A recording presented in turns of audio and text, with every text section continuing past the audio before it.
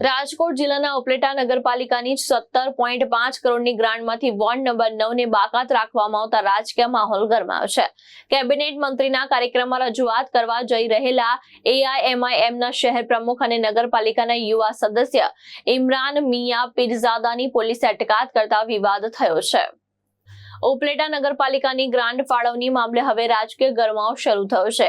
AIMIM પાર્ટીના શહેર પ્રમુખ અને ઉપલેટા નગરપાલિકાના યુવા સદસ્ય ઇમરાન મિયા પીરઝાદાની પોલીસે અટકાયત કરી હોવાનું સામે આવ્યું છે। ઇમરાન મિયાના જણાવ્યા મુજબ તાજેતરમાં યોજાયેલી નગરપાલિકાની જનરલ બોર્ડ બેઠકમાં અંદાજે રૂપિયા 17.5 કરોડની ગ્રાન્ટ ફાળવવામાં આવી હતી, જેમાં વોર્ડ નંબર 1 થી 8 માટે વિકાસના કાર્યો મંજૂર કરવામાં આવ્યા હતા, પરંતુ વોર્ડ નંબર 9 ને સંપૂર્ણપણે બાકાત રાખવામાં આવ્યો હોવાનો આક્ષેપ કરવામાં આવ્યો છે। તેમનું કહેવું છે કે સ્થાનિક તંત્ર દ્વારા કિન્નાખોરી રાખીને 1 રૂપિયાની પણ ગ્રાન્ટ ફાળવવામાં આવી નથી। આ મુદ્દે તેમને નગરપાલિકાના પ્રમુખ અને ચીફ ઓફિસરને રજૂઆત કરી હતી, પરંતુ યોગ્ય જવાબ ન મળતા તેઓ ધારાસભ્ય કેબિનેટ મંત્રી ઉપસ્થિત રહેવાના કાર્યક્રમમાં આ મુદ્દો ઉઠાવવાના જવાના હતા, પરંતુ વિરોધને રોકવા માટે પોલીસે અગાઉથી જ તેમને અટકાયત કરી લીધી હોવાની આક્ષેપ ઇમરાન મિયા પીરઝાદાએ કર્યો છે। તેમને જણાવ્યું હતું કે વોર્ડ નંબર 9 ના વિકાસ અને જનહિત માટે તેમની લડત આગળ પણ ચાલુ રહેશે। હું ઇમરાન મિયા પીરઝાદા ઉપલેટા નગરપાલિકા વોર્ડ નંબર 9 નો સદસ્ય અને AIMIM પાર્ટીના ઉપલેટા શહેર પ્રમુખ। પોલીસ દ્વારા તમારી અટકાયત કરેલી હતી, શું મામલો હતો? મામલો એવો છે કે તાજેતરમાં ઉપલેટા નગરપાલિકાની જનરલ બોર્ડની અંદરમાં જે 17.5 કરોડની ગ્રાન્ટ ફાળવણી થઈ છે, તેમાં ઉપલેટા નગરપાલિકા દ્વારા 1 થી 8 વોર્ડમાં કરોડો રૂપિયાની ગ્રાન્ટ ફાળવી અને વોર્ડ નંબર 9માં કિન્નાખોરી રાખી વોર્ડ નંબર 9 ને બાકાત મતલબ કે સંપૂર્ણ રીતે બાકાત રાખ્યો, 1 રૂપિયાની પણ ગ્રાન્ટ ના આપી।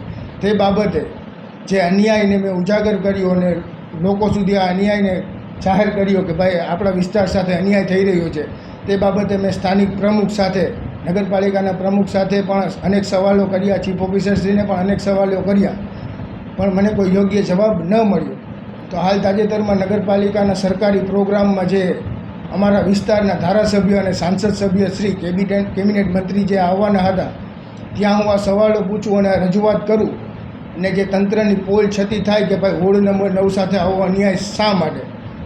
જે સાંસદ સભ્ય છે તેના મત વિસ્તારની અંદરમાં ઉપલેટા શહેર આવે છે અને ઉપલેટા શહેરના એક વોર્ડ સાથે આવો ભેદભાવ રાખવામાં આવ્યો છે, એ ખરેખર ગેરરીતિ છે અને એ ભેદભાવ ખરેખર અમાન્ય ગણાય।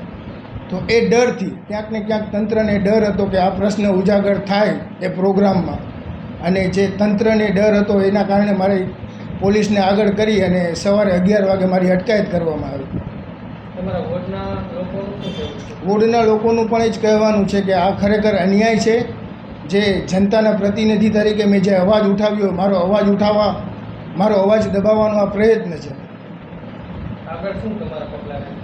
આગળની મારા પગલાં એ જ રહે છે કે ભાઈ કે વોર્ડ નંબર 9 માટે મેં જે લડત કરી છે, મારા વિસ્તારના ડેવલપમેન્ટ કરવા માટે, મારા વિસ્તારના વિકાસ માટે, મારા વિસ્તારના બાળકોના ભવિષ્ય માટે જે અમે લડત લડી રહ્યો છે અન્યાય માટે, એ લડત મારી ચાલુ રહેશે। એમાં કોઈ પણ પ્રકારની પીછેહટ કરવામાં આવશે નહીં। વોર્ડ નંબર 9ની દરેક જનતા મારી સાથે છે અને આગળ જે કોઈ પણ પગલાં લેવા જોશે, જે કોઈ પણ કાર્યવાહી થશે, આગળ જે કોઈ પણ અમારી રણનીતિ હશે, એમાં કોઈ ફેરફાર થશે નહીં। અમે તંત્ર દ્વારા કે પોલીસની બીકથી કે દબાણમાં અમે કોઈ પણ રીતે પીછેહટ કરવા માંગતા નથી। ભાવેશ ગોહિલ, દ્રષ્ટિકોણ ન્યૂઝ, ઉપલેટા, રાજકોટ।